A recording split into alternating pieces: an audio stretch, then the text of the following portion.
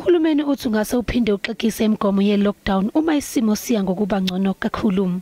Bangaphezu kwezigidi eziyishumi nesihlanu abantu asebegomile, kanti okubaluleke kakhulu ukugoma abantu asebekhulile.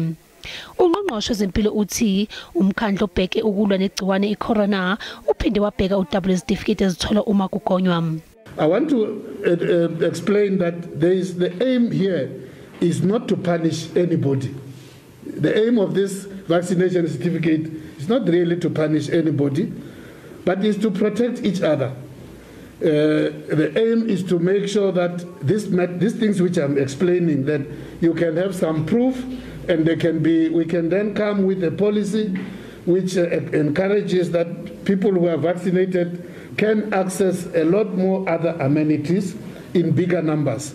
Ungqongqoshe uPhaahla ehambisana noNdunankulu waseFree State uSisintombela kanye nowengameli ezempilo eFree State uthi bayaqhubeka nokuxoxisana nezakhamuzi zaseBloemfontein eziphume ngobuningi ukuyogoma. I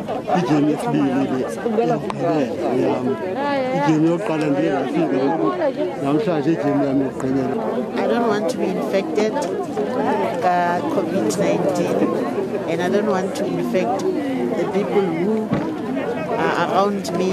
uDokotela uPhaahla ucizele ukuthi akekho umuntu ophoqa kuba agome.